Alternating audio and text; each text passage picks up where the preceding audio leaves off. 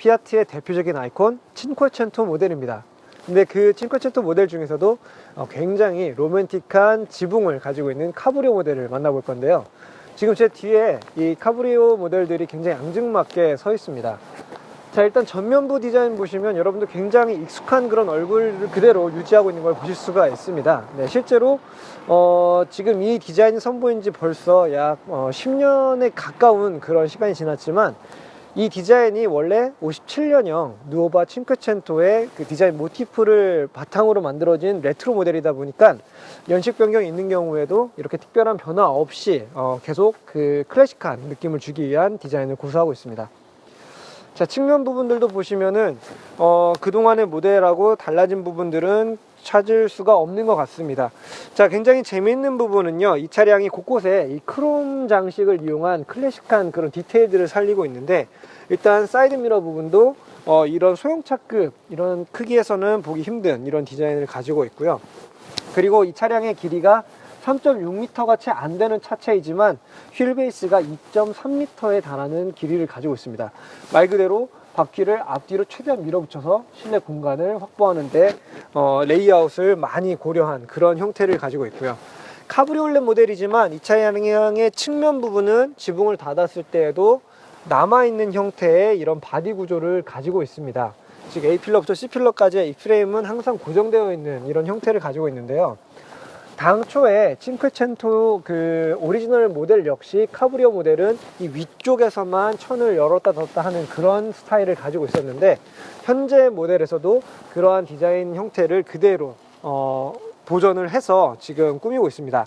이런 디자인이 주는 또 하나의 장점은요, 이 소형차급에서 확보하기 힘든 그 측면의 이 프레임들을 잘라내었을 때 떨어질 수 있는 그런 차체 강성들을 충분히 보완할 수 있으면서, 그리고 또 이 외부로부터 약간의 그 실내 공간에 대한 프라이버시를 지킬 수 있는 그런 장점들도 갖게 되는 바디 구조입니다. 아무래도 개방감은 일반 카브리올렛보다 조금 떨어질 수는 있겠죠.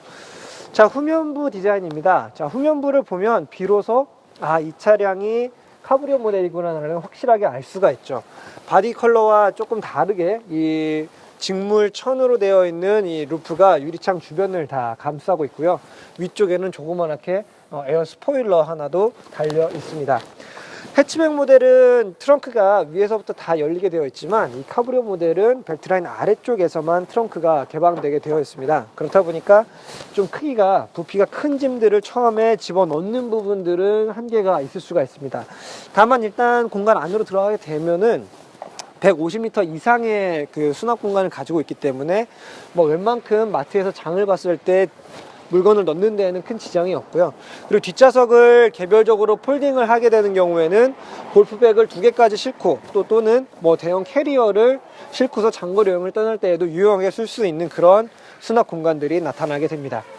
마찬가지로 뒤쪽 역시 이 크롬 장식들을 통해서 번호판 주변, 범퍼, 그리고 머플러 팁까지 이렇게 반짝반짝한 이런 디테일을 통해서 이 친퀘첸토만의 이런 독특한 스타일링을 완성하고 있네요. 자, 그럼 지금부터 이 친퀘첸토 카브리올레 모델의 루프를 한번 걷어내 보도록 하겠습니다. 주의 깊게 봐주십시오. 특히 여성분들 굉장히 좋아하실 그런 모양을 가지고 있습니다.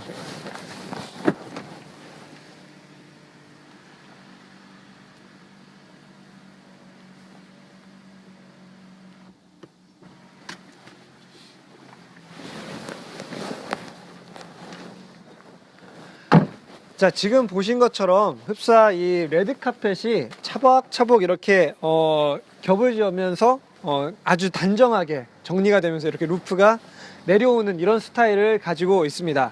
그래서 다 내려왔을 때에는 운전석에서의 후방 시야는 약간 제한되지만 그 대신에 굉장히 뻥 뚫린 이런 하늘을 맞이할 수 있는 공간을 갖게 되고요. 자, 트렁크 리드를 열어야 되는 상황이 있을 때에는 트렁크 버튼을 한번 누르게 되면 자동으로 루프가 일정 높이만큼 올라가게 돼서 트렁크를 열 수 있는 공간을 추가적으로 확보해주는 이런 똑똑한 기능까지 담았습니다.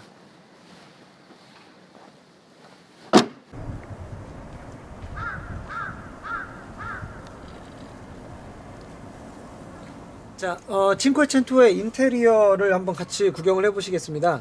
일단 기본적으로 실내가 많이 화사해진 느낌이 듭니다. 새롭게 적용된 이 원톤의 아이보리 컬러의 시트가 굉장히 밝은 이런 그 분위기를 일조해주고 있는 느낌이 들고요.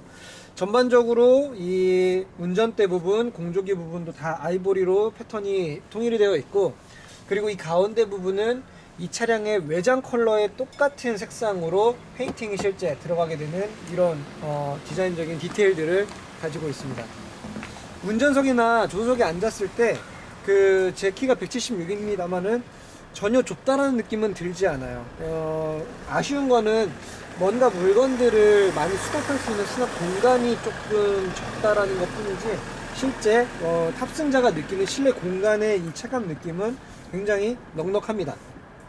자, 루프가 열려있는 상태에서 이 하늘 위쪽으로의 개방감, 카브리올레 모델에서는 가장 중요한 부분 중에 하나인데, 해치백과 기본적인 프레임을 그대로 공유하는 스타일이긴 하지만 이 머리 위쪽, 이마 위쪽의 개방감도 굉장히 상쾌하게 다가오는 이런 느낌이 듭니다. 자, 이 16년식 모델에서 바뀐 점이죠. 이 새롭게 오디오의 헤드 유닛이 개선이 됐습니다.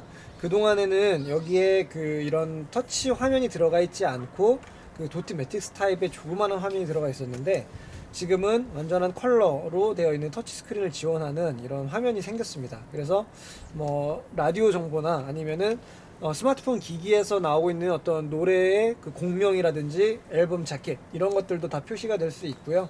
블루투스 연동이라든지 이런 기능들을 조금 더 요즘 기준에 맞는 그런 이 커넥티비티에 관련된 부분들을 개선한 그런 헤드 유닛이 들어가는 게 큰 특징이라고 할 수 있습니다. 자, 계기판 부분은 기존 모델과 동일한 이 풀컬러 LCD TFT 모니터를 채용을 하고 있습니다. 이 급의 차량에서는 아직은 찾아보기 힘든 그런 장비 중에 하나인데요.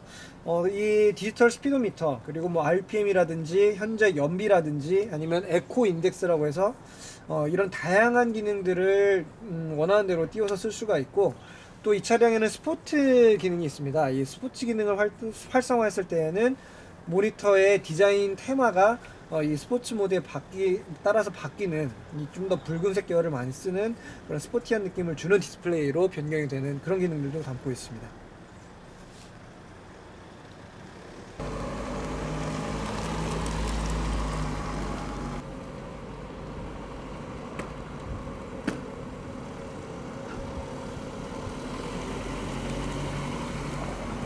자, 지금부터는 칭쿠에첸토의 주행 실력을 알아보기 위해서 일단 운전석에 올라봤습니다. 운전석에 앉아보니까 그 시트 포지션이 일단 다른 차들하고는 많이 다르다는 그런 약간 좀 낯설음이 느껴집니다. 저는 개인적으로 굉장히 낮은 포지션을 좋아하는데, 이 차량은 시트의 이 방석의 두께가 굉장히 높아서 약간 좀 높이 앉는 그런 느낌이 들어요. 그래서 오히려 이 앞에 시야를 확보하는 데 있어서는 좀 더 유리하고요. 운전이 서툰 여성 오너분들이라면은 굉장히 앞이 잘 보여서 좋아할 것 같은 그런 느낌입니다만, 본격적인 어떤 스포츠 드라이빙을 하기에는 조금 더 낮아졌으면 하는 그런 아쉬움은 있습니다. 176 기준으로 일단 헤드룸 쪽은 여유가 충분히 있는 것 같고요. 자, 그러면은 출발을 해보도록 하겠습니다. 이 차량에는 1.4L급의 102마력의 굉장히 좀 소박한 그런 휘발유 엔진이 올라가 있습니다. 물론 피아트가 자랑하는 멀티 에어라는 그 가변 밸브 타이밍 흡기 시스템이 적용이 되어 있어서 저속과 고속 영역에서의 이제 균등한 그런 그 성능을 발휘하는 엔진이긴 한데요. 사실 수치 자체가 그렇게 마력이 많이 나오는 엔진은 아니다 보니까 저희가 실제 그 계측기를 통해서 정지 가속을 측정을 해본 결과는 약 13초 정도 100km까지 올라가는데 시간이 걸리는 것으로 확인이 됐습니다. 기본적으로는 차체가 가볍습니다. 그래서 낮은 출력이지만 뭐 그렇게 답답함을 느낄 정도의 그런 어떤 파워의 아쉬움이 남는 그런 엔진은 아닙니다. 그냥 어느 정도 흐름을 잘 탈 수 있을 정도의 그런 그 엔진 힘은 충분한 수준이라고 보이고요. 제동 성능 계측 결과도 지금 제동 거리가 생각보다는 약간 길게 나왔습니다. 시속 100km에서 완전 정지하는 데까지 약 50m 정도의 제동 거리를 필요로 했는데요. 아마 두 가지 요인이 작용을 한 것 같습니다. 일단 지금 외부 기온이 거의 뭐 영상 3, 4도 정도밖에 안 되고, 또 노면에 염화칼슘이 한번 뿌려진 적이 있었던 그런 도로다 보니까 노면이 좀 미끄러웠고, 그리고 또 하나는 이 차량이 지금 쓰고 있는 타이어가 폭이 185mm 밖에 안 되는 굉장히 작은 사이즈입니다. 그 단면이 큰 타이어가 아니기 때문에 제동 부분에 있어서는 접지력이 조금 부족한 부분들은 없지 않았나 싶습니다. 하지만 전반적으로 이 차량의 무게 그리고 또 연비 이런 것들을 고려했을 때 그런 그 185 사이즈의 어떤 타이어가 적용이 된 것이 아닐까라고 추측을 해봅니다. 무엇보다 이 칭쿠에첸토를 운전할 때 가장 재밌게 느껴지는 부분은요, 이 차량의 크기입니다. 일단 크기가 우리나라의 경차 사이즈에 거의 비슷한 정도로 작은 크기를 가지고 있습니다. 약간 경차 규격을 벗어나는 너비를 가지고 있지만 기본적으로 아주 작은 크기이기 때문에 이렇게 차선을 타고 갈 때에도 굉장히 옆으로 남는 이 차선의 폭이 많이 남습니다. 그래서 이런 구불구불한 와인딩 도로를 갈 때에도 차폭을, 이 차선폭을 충분히 활용하면서 라인을 그릴 수 있는, 아웃인 아웃을 차선 하나 안에서 할 수 있는 이런 재미도 주고요. 그리고 뭐 좁은 골목길이라든지 아주 좁은 주차 공간 이런 부분들이 있을 때에도 그냥 과감하게 차를 일단 가지고 들어갈 수 있는 뭔가 그런 좀 이 작은 차만이 주는 즐거움이 이 차량은 가장 크게 느껴지는 것 같습니다. 승차감 부분은 일단 휠 베이스가 2300mm에 달할 정도로 뭐 짧지만 또 이 차 길이에 비해서는 아주 길게 뽑긴 했습니다. 그래서 그 전반적으로 급제동이나 급가속을 할 때에는 앞뒤 방향으로 움직이는 피칭은 어느 정도 좀 존재를 하는 건 사실입니다.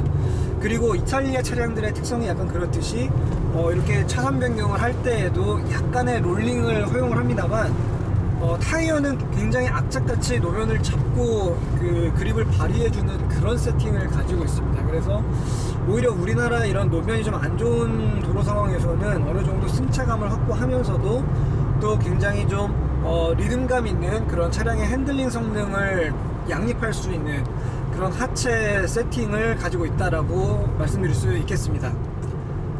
자, 500C, 이 500C 이름에 있는 C는 카브리오를 의미하는 단어입니다. 이 차량은 앞서 설명드린 대로 측면에 있는 프레임들은 남아있고 위쪽에 있는 소프트 탑넌 다 걷어낼 수 있는 그런 루프 시스템을 가지고 있습니다. 오리지널 누오바 칭쿠체토가 그랬던 것처럼 말이죠. 그렇기 때문에 그 일반적인 형태의 카브리올레랑 비교하면 몇 가지 장단점이 있습니다. 일단 단점부터 말씀드리면요, 지붕을 열었을 때 개방감은 아무래도 기존의 카브리올레가 이 옆쪽 부분이 다 날아가는 부분에 비해서 이 차량은 프레임이 남아있기 때문에 약간 개방감에 있어서는 제한적인 부분들이 있을 수는 있습니다. 하지만 저는 그 외의 장점들이 훨씬 더 많다라고 생각이 되는데요. 저 개인적으로도 카브리올레를 굉장히 오랫동안 타왔던 오너 입장에서 이 루프 스타일을 평한다면, 일단 탑을 내렸을 때에도 옆쪽이 구조물이 남아있기 때문에 어떤 안전에 대한 부분, 그리고 또 옆에 지나가는 차량으로부터의 어떤 시선으로부터 조금 자유로울 수 있다는 부분에서는 이런 스타일이 조금 더 저는 마음에 드는 것 같고요. 그리고 또 하나 가장 큰 장점 중에 하나는 실제 주행 중에 탑을 자유자재로 열거나 닫거나 할 수 있다는 그런 부분입니다. 일반적인 카브리올레는 루프를 작동하기 위해서는 차를 반드시 멈춰야 된다거나 핸드브레이크를 올려야 된다거나, 아니면 이제 요즘 나오는 최신 탑들은 주행 중에 시속 뭐 30, 40km, 뭐 빨라봤자 50km 정도에서 탑을 작동할 수 있는데, 이 차량은 지금 제가 70km 이상의 속도로 달리고 있는데 주행 중에도 원하는 대로 탑을 열거나 닫을 수가 있습니다. 자, 아마 그 영상을 보고 계신 분들 중에 카브리올레 오너분들이 계시다면 제 이야기를 10분 공감하실 거예요. 카브리올레를 직접 그 루프를 내려놓고 타다 보면 터널을 만난다던가, 뭐 매연이 갑자기 많아지는 구간이라든가, 아니면 비가 내린다거나 이런 식으로 갑자기 지붕을 닫아야 되는 그런 상황들이 종종 생깁니다. 그럴 때 차를 굳이 멈추거나 아니면 감속하지 않고서도 달리는 속도에서 바로 탑을 닫을 수 있다는 것은 굉장히 큰 편리함 중에 하나라고 볼 수가 있는 거죠.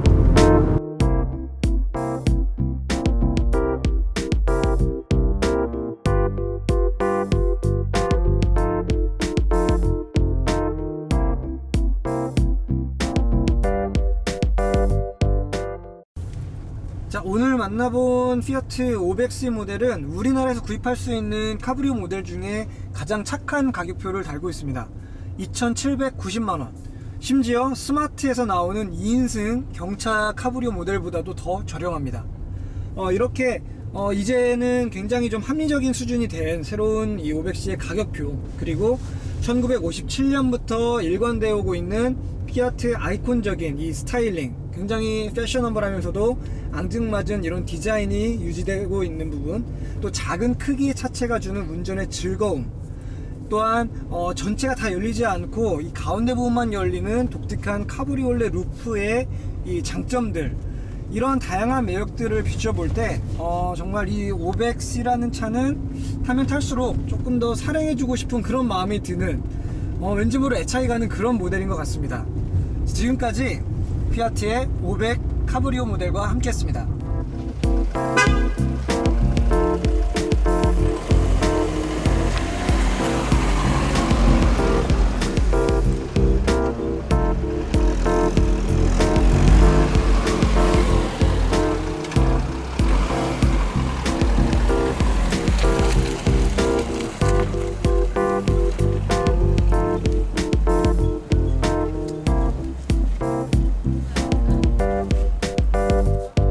카브리오 모델 구매를 염두하고 계신 여러분들 혹시 그거 알고 계십니까?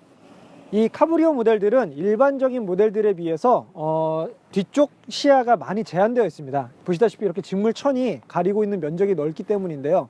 그렇기 때문에 이 차량을 운전하실 때, 특히 차선 변경할 때에는 사각지대 안에 다른 차량들이 보이지 않을 수가 있으니 반드시 고개를 좌우로 돌려서 그쪽 방향에 차량이 있는지를 직접 숄더 체크를 해서 확인하시는 게 굉장히 중요합니다. 마찬가지로 이 카브리올레 모델 주변을 지나시는 운전자분들 역시 자기가 운전하고 있는 차량이 상대 차량의 사각지대 안에 들어갈 수 있음을 꼭 기억하셔서 주변을 통과하실 때 조금 더 유의해서 차량을 지나가시면은 서로 안전한 그런 교통 문화를 만들어 갈 수 있을 거라고 생각합니다.